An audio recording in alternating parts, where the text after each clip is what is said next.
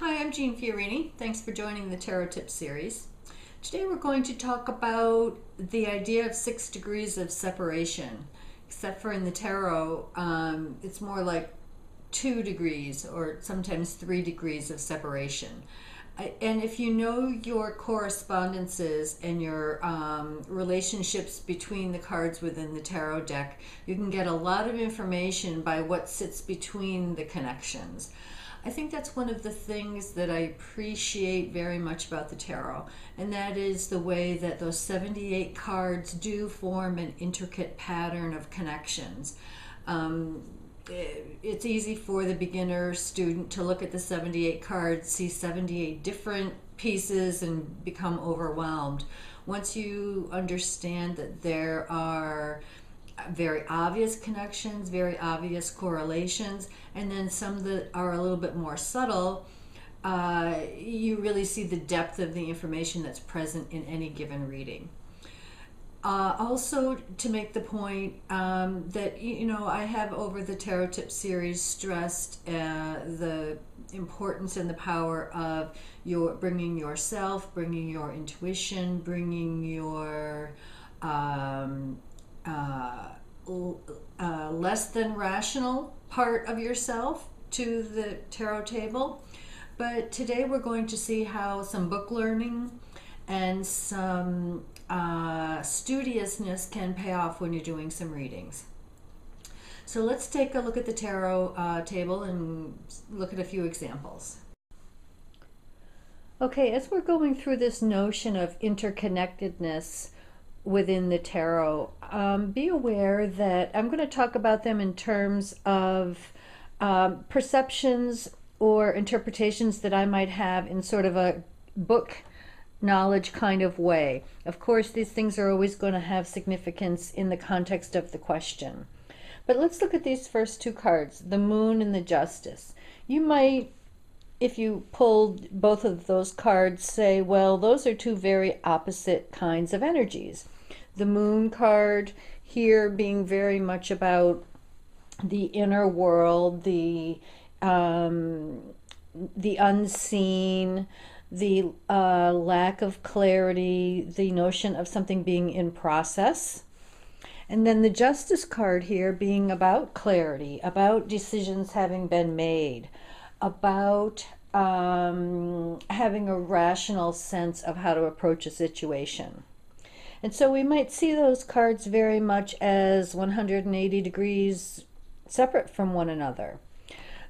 But for example, if you put the Queen of Cups in between those, and she's not the only one, again, I'm just using her as an example of the connectedness and the way that one thing leads to another within a reading. Now, the Queen of Cups, we could see, does have connections to the Moon card. They're both in this watery realm. They're both very focused on the inner plane. They're both I don't want to exactly say feeling, but motivated from the inside, not so much externally motivated, not caring so much what's going on in the outer world, but very much about how do I feel, what's going on inside of me.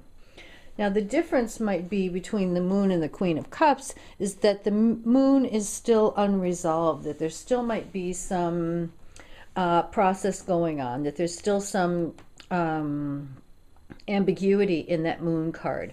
The Queen of Cups seems to be very focused. So even though she's a card of emotions, if we do this and say, okay, we can see how those two cards might be similar. But then if we said, well, how are the Queen of Cups and the Justice card similar? We could say what the Queen of Cups knows in her heart, she knows she's going to be speaking and acting on by her decisions. That's, a possible scenario here. It's not certainly the only way to read those two. But we would see a heart and head combination there, the Queen of Cups being about the heart and the Justice being about the head. And we would say that both of those cards have a strength, an assertiveness, a clarity, and a decisiveness to them. So that Queen of Cups being the mediator between this apparent 180-degree difference between the Moon card and the Justice. 1 degree of separation connects the Moon card with the Justice pretty quickly there. Let's look at another example.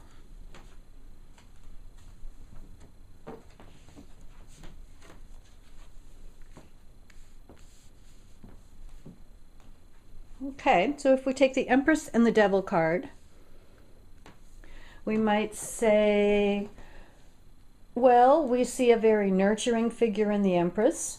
We see a grounded, contented figure. We see the archetype of the mother there. Mother Earth, our physical mother, anybody who's in a nurturing, facilitating, grounded, helper kind of way. When we look at the Devil card, we see manipulation, we see, rather than the sunlight that the Empress sits in, we see the darkness, and the darkness in tarot is about the unknown, not the bad necessarily or the negative, but the unknown, the thing that's yet to be birthed. So the Devil shows repression, it shows manipulation, it shows also, it's a very, I think of the Devil card as the most complicated card in the deck. So we might see look at the gentle Empress and that harsh Devil and say, well, how could those two be connected?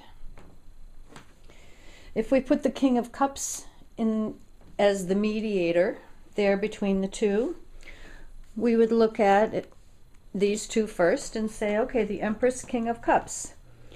When we're looking at those two as a pair, we see, again, nurturing energy. We see kind parent. We see somebody who's sitting very comfortably on their chair or their throne. We see somebody with a regal bearing. We see somebody who's contented with where they are. Okay, so there's quite a lot of similarity between those cards. Let's turn over the Empress and take a look at that combination. Now, if that combination came up in a session, I would immediately go into the manipulative aspect of the King of Cups. I would say that that nurturing energy has turned into control. That combination feels very much like somebody who needs to get their own way and will get their own needs met at the expense of somebody else. So that combination, it's like putting colors together. You put two cards together and it's either going to seem more like it's complement or more like it's complementary. Can't think of the word exactly in painting how that is, but it's going to sharpen the edge or soften the edge depending on which card you put next to it. So we might not immediately say, oh, I can see how the Empress and the Devil card might be connected. But when we put the King of Cups in there, we see how readily we could go from the Empress to the King of Cups into the Devil, and it's just a hop, skip, and a jump. So 1 degree or 2 degrees of separation really isn't about separation at all. It's about connections. Some students of the tarot really like the bookwork. They like to have resources. They like to have texts to be able to refer back to. Some students of tarot really hate the books. I really, as somebody who has a lot of I have 4 planets in Libra, I like the balanced approach. I think that the best readings come about when you bring your wish, when you bring your intuition, when you bring your full self to the tarot table, when you are willing to take a risk, and when you're buttressed by information and knowledge about the tarot system. So be aware that there's so many levels of meaning in a reading. Taking the time to learn some of the correlations will never be a waste of time. It will always be something that will serve you well. So keep that in mind as you're moving through the tarot world, and thanks for joining. Hope to see you next time.